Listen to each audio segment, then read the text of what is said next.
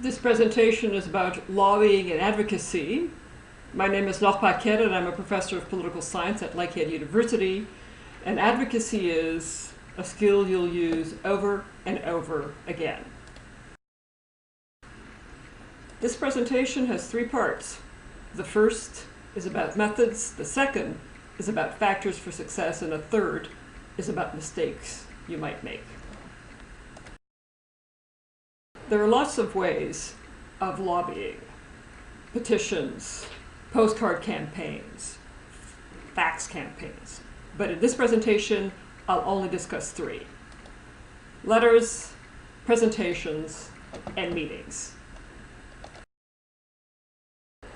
Letters are not always the most effective form of advocacy, but it is a very common one. Start by checking that you have the correct address and greeting, and make absolutely sure all your facts are accurate. The letter should be typed. It should not be a form letter. You should use your own words and stationery. It should be brief, focused, and specific, and it should say thank you. It should be neither negative, nor condescending, nor threatening, nor intimidating.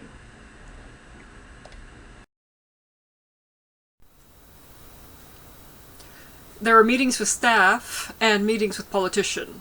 In the case of meetings with staff, make sure you ask for a face-to-face meeting. Go to their office or invite them to yours. Don't take them out.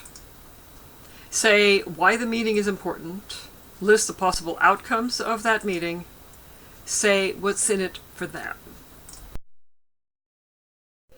Meetings with politicians are a little different. Keep it short and simple. Have your facts straight and make sure they're all correct. Be on time, be polite, and be patient. Make the issue personal to the politician. Be a resource. Say thank you. Provide opportunities for positive publicity. And follow up.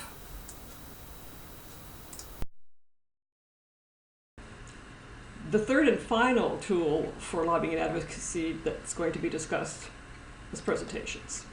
First of all, identify your group and give your contact information and the topic or issue you're interested in. Tell them as well why you're even doing this. In terms of content, highlight your expertise and experience. Specify the actions you want them to take.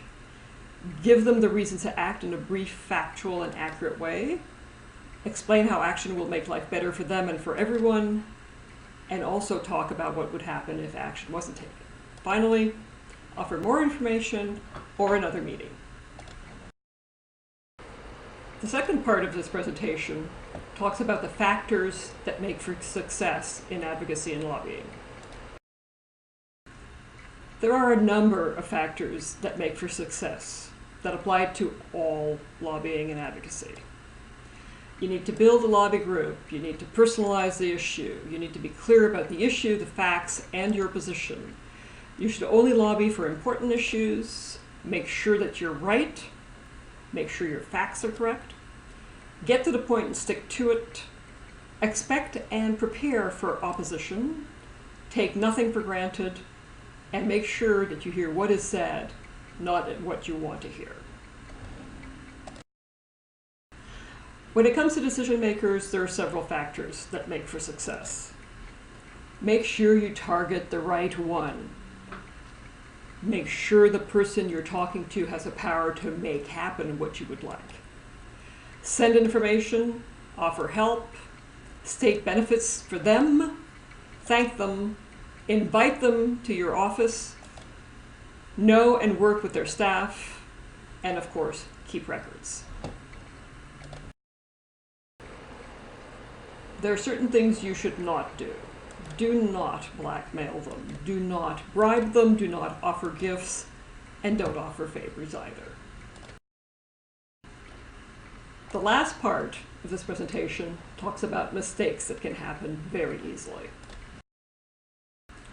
There are a number of easily made mistakes. The first is thinking that one person in an organization can do it all. The second is to use petitions or postcard campaigns, which are not very effective. The third is crying wolf, that is to say, saying something terrible will happen when it doesn't actually happen. Ignoring protocol and etiquette. Missing the boat, that is to say, lobbying after a decision has been made. Surprising the decision makers, they hate that. And being at any time angry or hysterical or threatening. You have probably already used advocacy and lobbying techniques in your everyday life. Nonetheless, you'll be using it again and again.